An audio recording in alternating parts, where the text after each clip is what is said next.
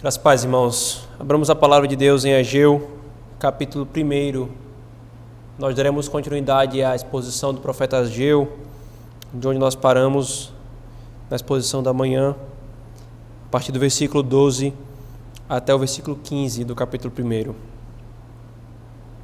Vejam, por favor, assim diz a palavra do Senhor. Então, Zorobabel, filho de Salatiel, e Josué, filho de Zosadaque, o sumo sacerdote, e todo o resto do povo atenderam à voz do Senhor, seu Deus, e às palavras do profeta Ageu, as quais o Senhor, seu Deus, o tinha mandado dizer, e o povo temeu diante do Senhor. Então, Ageu, o enviado do Senhor, falou ao povo segundo a mensagem do Senhor, dizendo: Eu sou convosco, diz o Senhor. O Senhor despertou o espírito de Zorobabel, filho de Salatiel, governador de Judá, e o espírito de Josué, filho de Zosadaque, o sumo sacerdote, e o espírito do resto de todo o povo. Eles vieram e se puseram ao trabalho na casa do Senhor dos exércitos, seu Deus, ao 24º dia do 6º mês. Amém. Oremos, irmãos. Senhor Deus, mais uma vez estamos diante da Tua palavra e pedimos novamente que o Senhor nos ilumine os olhos, Senhor, os olhos do nosso coração, para que entendamos a Tua palavra, amemos mais ao Senhor e Te sirvamos. Em nome de Jesus, amém.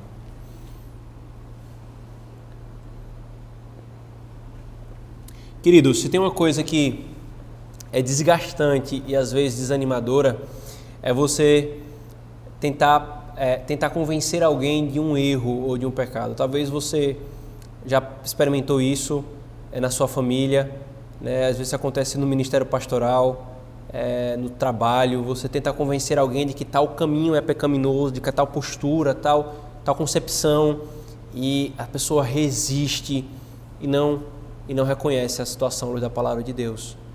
Mas o contrário disso é verdadeiro. Uma das melhores sensações, né, e a palavra do Senhor exalta esse ponto exatamente, é ganhar um irmão, é ganhar alguém que você ama, mostrando-lhe o erro e essa pessoa reconhecendo e mudando de postura e de vida.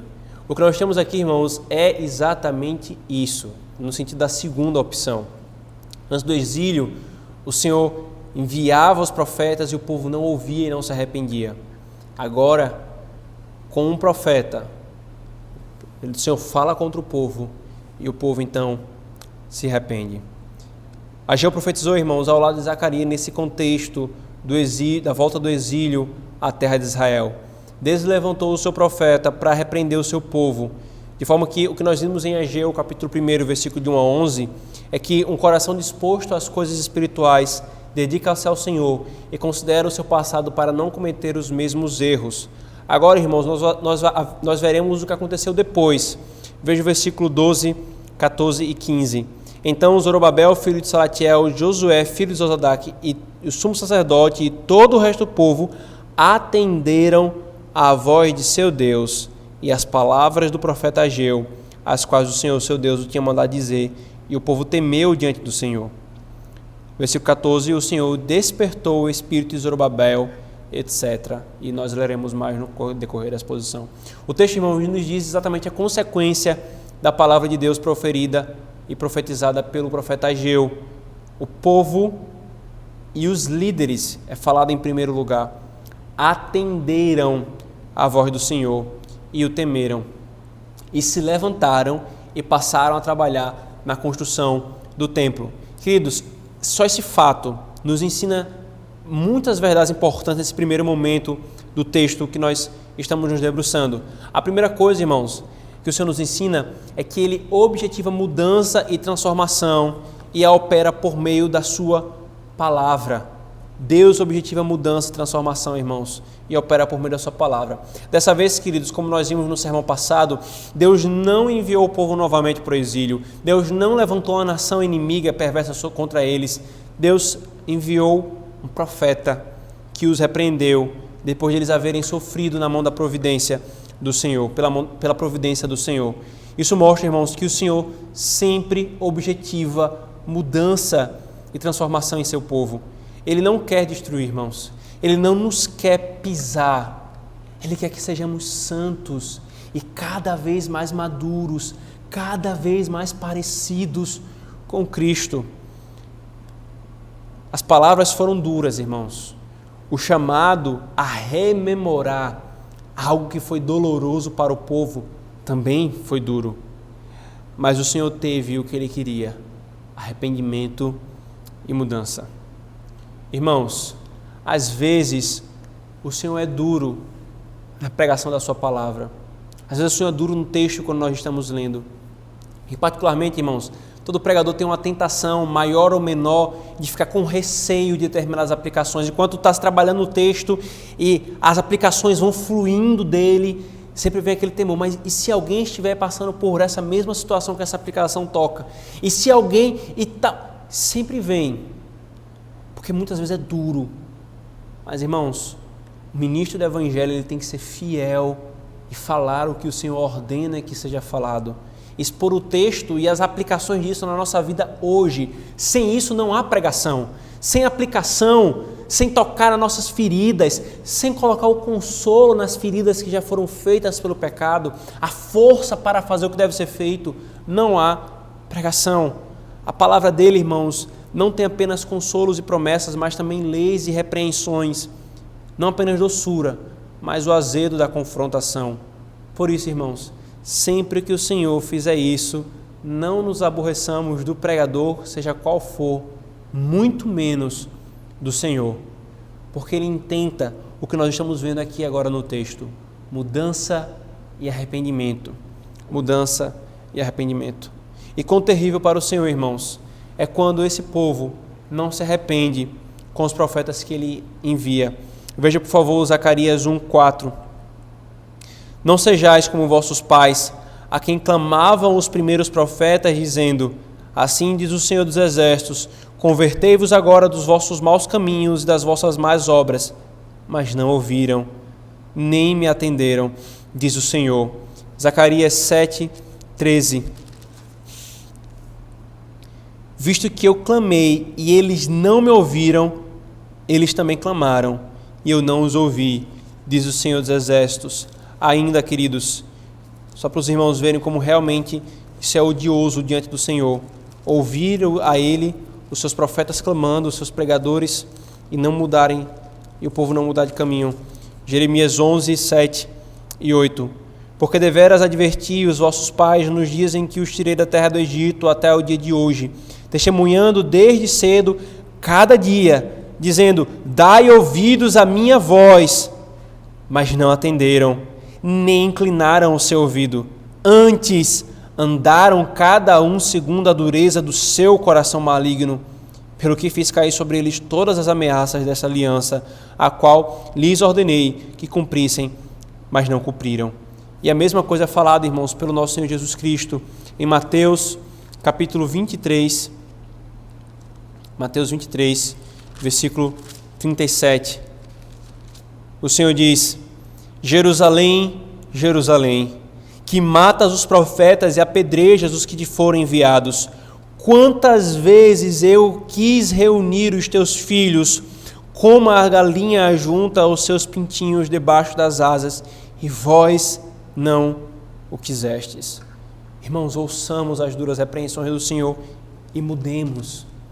Muitas igrejas na história da igreja, muitas igrejas hoje, botam para correr os profetas do Senhor que lhes confrontam o pecado, e o Senhor traz a devida disciplina. Muitos ouvem a pregação fiel da palavra do Senhor, entra por um ouvido e sai por outro. Mas o que o Senhor quer é isso aqui. Eles ouviram, e explicitamente o verbo é: eles atenderam à voz do Senhor e às palavras do seu profeta. A segunda coisa, então, irmãos, que o Senhor nos mostra aqui, que aprendemos nesse primeiro momento, é que se a palavra de Deus não vier até nós, e aqui especificamente pela pregação, mas se ela não viesse a nós em termos de revelação, nós continuaríamos sendo o que nós éramos, continuaríamos fazendo o que nós fazíamos. O povo, irmãos, estava caminhando no pecado. Isso só mudou porque Deus levantou um profeta. Deus interveio com a sua palavra. E o mesmo continua acontecendo conosco, irmãos. Primeiro, a sua palavra veio para a nossa salvação, no sentido de conversão. E ela continua vindo para a nossa santificação. Todas as vezes que a Escritura é aberta e exposta fielmente e o assim diz o Senhor é proferido, o Senhor está trabalhando em nós. Tiago diz, irmãos, em Tiago capítulo 1, versículo 13, que a palavra de Deus nos fez nascer de novo. Pedro diz em 1 Pedro 2, 1 e 2, que pela palavra de Deus nós recebemos o crescimento para a salvação. O nosso Senhor nos diz em João 17, 17, que o Senhor nos santifica pela palavra. E Paulo nos diz em Efésios 5, 33 em diante, que pela palavra Cristo nos lava. Se a palavra não viesse, irmãos, até nós, ai de nós, estaríamos perdidos. Irmãos, quão grave, então, é perdermos por qualquer coisa as ocasiões em que a pregação da palavra nos é enviada. Eu conheço, irmãos, novos convertidos que após a conversão não queriam perder nenhuma oportunidade de exposição da palavra de Deus, às vezes até bebendo em cantos que não deveriam beber, mas a sede era tão grande que onde a palavra estivesse sendo estudada, ali estavam. Você sente o mesmo? Você consegue sentir o mesmo desejo? Uma empolgação, porque o domingo está chegando e mais verdades, leis e promessas de Deus nos serão ensinados. Não tenho desejo de experimentar todo o culto o que os 2 discípulos na estrada de Emaús experimentaram quando ouviram a voz do Senhor lhes ensinando a Escritura. Os seus corações ardiam pela palavra de Deus. Você não sente esse desejo? Hoje, queridos, muitos são mais animados para a novidade do próximo episódio da sua série favorita do que para com a próxima exposição da próxima porção da palavra de Deus no próximo culto. Não perdem aquela série ou aquela live do artista favorito, ou aquele filme que foi lançado no cinema, ou aquela partida de futebol, mas perdem a exposição da palavra por questões triviais. E quando perdem, mesmo tendo a possibilidade de voltar a ela para ver o que foi exposto e gravado, não fazem. Irmãos, isso mostra o seguinte: isso aqui que o Senhor nos mostra, a mudança do povo pela pregação da palavra.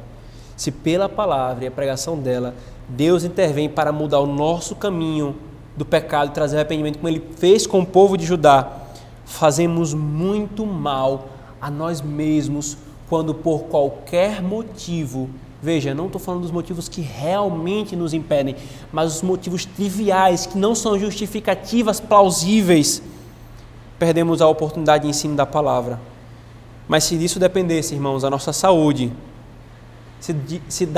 de estarmos nas ocasiões da pregação da palavra, do estudo da palavra, se disso dependesse a nossa saúde, ou de ficarmos mais ricos, nós seríamos diligentes. A questão é que disso depende minha saúde espiritual hoje e minha vida na eternidade amanhã. Disso depende se terei os tesouros no céu e herdarei a herança na terra, na herança de Cristo, ou se serei privado dessa herança. Muito mais valioso que saúde, muito mais valioso que qualquer ouro que os homens possam dar. Isso fica mais claro, irmãos, quando no texto nos é dito que o Senhor despertou o povo por meio do seu Espírito. Veja aqui o versículo 14.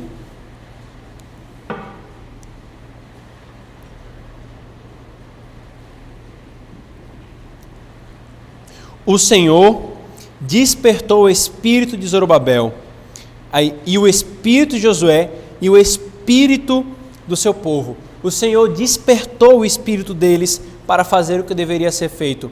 A palavra de Deus, irmãos, tem o seu sucesso quando Deus, pela sua graça, desperta o nosso espírito para que a cumpramos.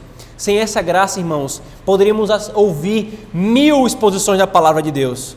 Sem o Espírito operando no pregador e nos ouvintes, isso aqui seria vão, seria perda de tempo.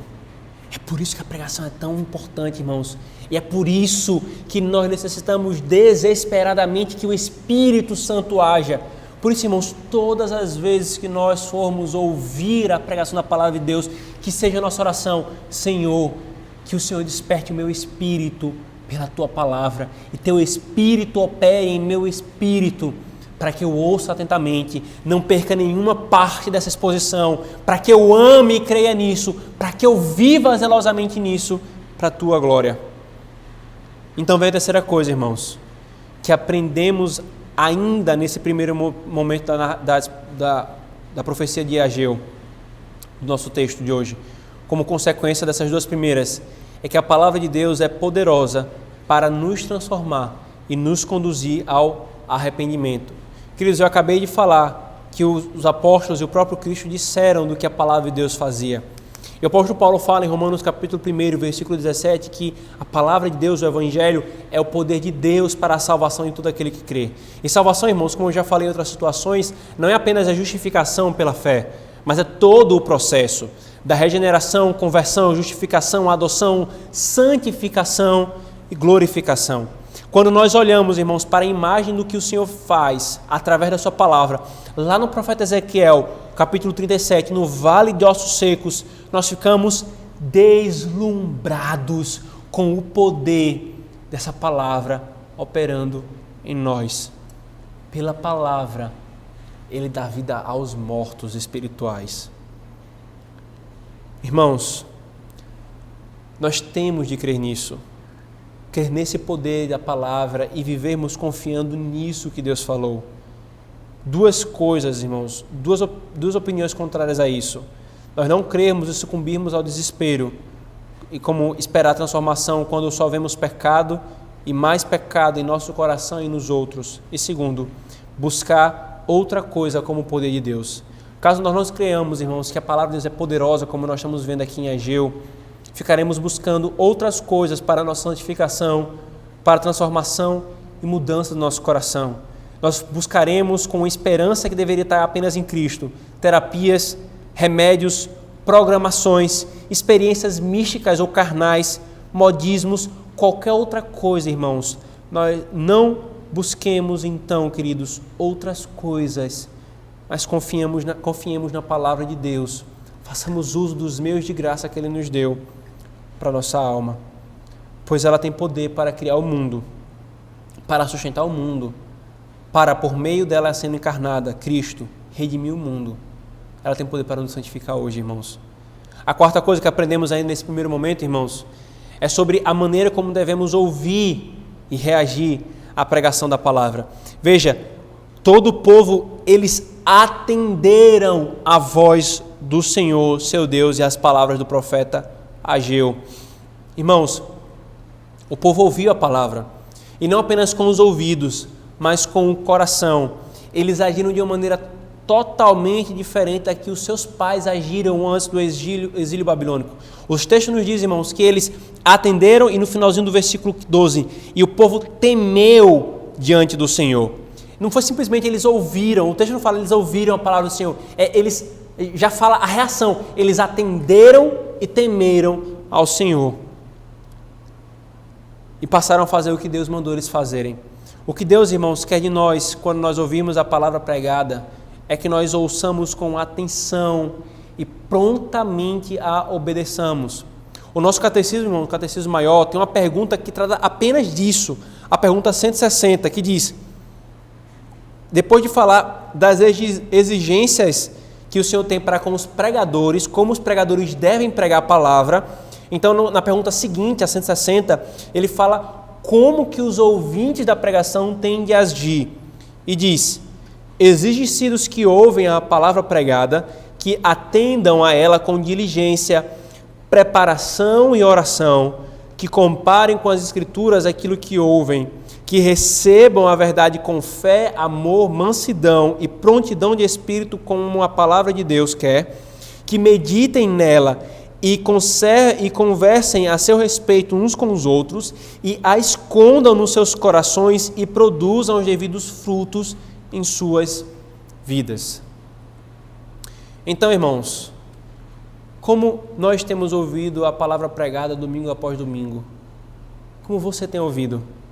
Você tem sido diligente em manter a atenção na pregação, na meditação posterior, no aplicar a si, no tirar bons frutos disso, em ficar ruminando a exposição da palavra durante a semana?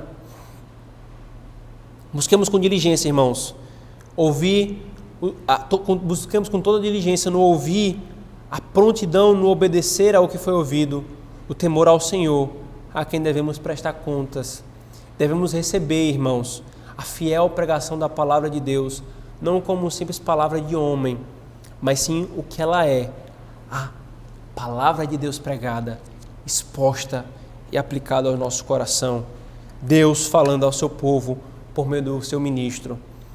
E quinta e última coisa, irmãos, nesse primeiro momento, que aprendemos ainda nesse texto, é que o verdadeiro arrependimento que vem como resposta à pregação da palavra, gera mudança imediata, prática e visível.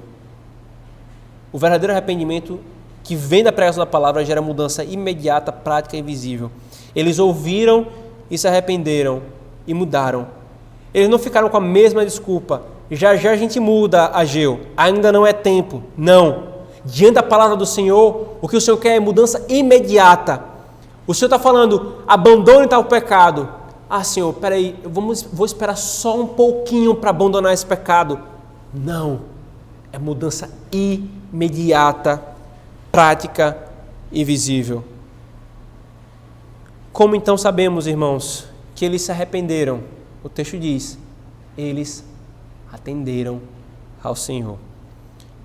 Porque, irmãos, eles atenderam com prontidão a palavra do Senhor, como o Senhor nos mostra em Mateus 21, 28 a 31. Os dois filhos do homem que ordena um, o outro diz, eu vou, mas não vai, e ordena outro, ele não fala no primeiro momento, mas vai. Quem obedeceu ao Pai? O que foi? Não apenas de palavras, mas de ações. Deus havia chamado o povo a considerar o seu passado, ou seja, irmãos, considerarmos os nossos caminhos deve resultar na correção do que foi encontrado de errado neles. A preguiça no autoexame, irmãos, não conduzirá à mudança, conduzirá a mais pecados, E então vem o versículo 13, irmãos, os benefícios do arrependimento. Veja, por favor.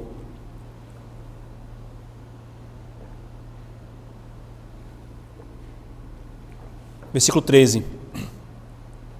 Então, Ageu, o enviado do Senhor, falou ao povo segundo a mensagem do Senhor, dizendo, eu sou convosco, diz o Senhor. Depois, irmãos, de repreender o povo e colher deles o fruto que ele desejava, que foi o arrependimento, o Senhor vem mostrar o benefício do arrependimento. Benefício, irmãos, que pode ser resumido e foi resumido em uma única expressão. Eu sou convosco, diz o Senhor. Primeiro, irmãos, o Senhor nos ensina que a consequência do arrependimento é a certeza do favor do Senhor. Os nossos pecados, irmãos, nos separam do Senhor, conforme Isaías 59, 2.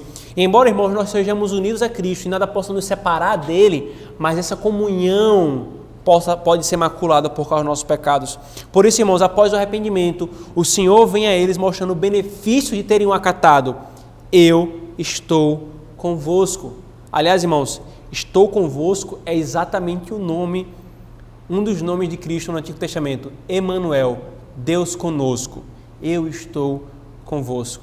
É por isso, irmãos, que no culto nós somos sempre lembrados, após a revelação da lei do Senhor e da sua vontade, quando ele nos confronta o pecado, tal qual ele fez com Ageu no início do capítulo, com o profeta Ageu, com o povo por meio do profeta Ageu no capítulo 1, e o povo se arrependeu, confessou o seu pecado, e quando nós fazemos a mesma coisa no culto, assim como ele enviou o profeta Ageu para dar a esse povo a certeza do perdão, ele envia a sua palavra no culto, para após nós confessarmos o nosso pecado, ele dizer, eu sou convosco. O Senhor diz, irmãos, o Senhor dizer que está com alguém ou com um povo é a melhor coisa que um povo poderia ouvir. Ele fala isso em Êxodo 33, 12, 16, Números 23, 21, Josué 3, 10. A diferença entre Israel e as demais nações é que Israel tem o Senhor. Deus está no meio desse povo. Está com o povo é a melhor coisa que alguém poderia ouvir. E segundo, irmãos, o Senhor nos declara e nos dá a certeza do perdão, como o pai que quer assegurar seu filho após a disciplina. Isso é o natural de um pai para com o filho. Depois que um pai disciplina um filho, ele quer mostrar: filho, eu fiz isso porque eu te amo. Filho, o meu coração ama você a tal ponto que eu não quero ver você caminhando nos caminhos do pecado. E o Senhor faz a mesma coisa, irmãos, com o seu povo. Ele se inclina a Ele. Veja, por favor, Isaías 57, capítulo 57, 15. Porque assim diz o alto, o sublime, que habita a eternidade, o qual tem o nome de santo. Habito no alto e santo lugar, mas habito também com um contrito e abatido de espírito, para vivificar os espíritos dos abatidos e vivificar o coração dos contritos. Isaías 66, 2. Porque a minha mão fez todas as coisas, e todas vieram a existir, diz o Senhor, mas o homem para quem olharei é este, o aflito e abatido de espírito, e que tremeu diante da minha palavra. Salmo 34, veja por favor, versículo 18. Perto está o Senhor dos que têm o coração quebrantado, e salva os de espírito oprimido. Ainda, Salmo 51, versículo 17. Ele diz: sacrifícios agradáveis a Deus são o espírito quebrantado, coração compungido e contrito, não o desprezarás, ó Deus. O mesmo profeta que lhes trouxe a reprovação, lhes trouxe uma palavra muito consoladora e encorajadora. Deus está com vocês. Irmãos, o benefício do arrependimento é maravilhoso. É maravilhoso. Para nos consolar, o Senhor faz essas coisas. Não é para que nós nos lancemos novamente no pecado, é para nos consolar. Irmãos, se é tão grande o benefício do arrependimento, por que, queridos, por que nós demoramos tanto a nos arrependermos verdadeiramente dos nossos pecados? Por que nós procrastinamos tanto, irmãos? Relutamos mudar de vida. Nada que o pecado possa nos dar, irmãos, se compara a ouvirmos a certeza de perdão e sabermos que Deus está conosco no dia do juízo, irmãos. Todo o prazer que o pecado nos deu não será nada. Ele já não vale nada hoje, muito mais diante do Senhor, diante do juízo que estará posto para aqueles que amaram o pecado. Pecado diante da palavra de consolo da parte do Senhor não é nada o prazer que Ele propõe, não é nada a glória que Ele propõe diante da glória que o Senhor nos dá, queridos. Onde o pecado obstinado estiver, o Senhor não estará em comunhão. Onde o pecado é muito amado, o Senhor é desprezado. Então vem a última questão, irmãos, desse trecho do profeta Ageu. Os líderes e o arrependimento. Versículo 14. O Senhor despertou o espírito de Zorobabel, filho de Saltiel, governador de Judá, e o espírito de Josué, e o sumo sacerdote, e o espírito do povo. O mesmo padrão. Primeiro o governador, depois o sacerdote, depois o povo, no versículo 12. Zorobabel, filho de Salatiel, e Josué, filho de Josadaque, e o sumo sacerdote, todo o resto do povo atenderam a voz do Senhor. O Senhor faz questão de mostrar, irmãos, no texto, que não foi apenas o povo, de uma forma genérica, que se arrependeu, mas destaca em ordem numérica, que veio dos líderes para o povo. Zorobabel, Josué e o povo. Eu procurei, irmãos, falar isso em melhores palavras, mas Matthew Henry, ele conseguiu falar melhor. Então veja o que ele fala. Todos aqueles a quem esse sermão foi pregado receberam a palavra no seu amor e foram modificados por ele. Zorobabel, o governador-chefe, não pensava estar acima da censura e da ordem da palavra de Deus. Zorobabel e o sumo sacerdote Josué não pleitearam os seus antigos méritos em resposta a esta reprovação pelos atuais descuidados, mas submeteram a ela. Ele quer dizer, eles não ficaram assim, mas Senhor, veja o que a gente já fez para você, veja o que a gente já fez para o Senhor. Não, eles submeteram a ela. A função de Josué como sumo sacerdote era ensinar, No entanto, ele estava disposto a ser ensinado e voluntariamente recebeu admoestações e instruções. Nós já desenvolveremos mais isso, irmãos, apenas em um sermão apenas para esse ponto, sobre os líderes do arrependimento.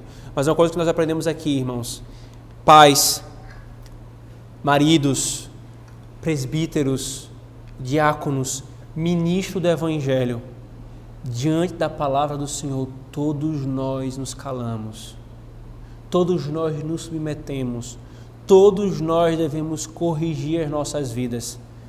Você que é líder, esses que eu elenquei, marido, pai, presbítero, pastor, diácono, nós não estamos longe das repreensões na palavra do Senhor.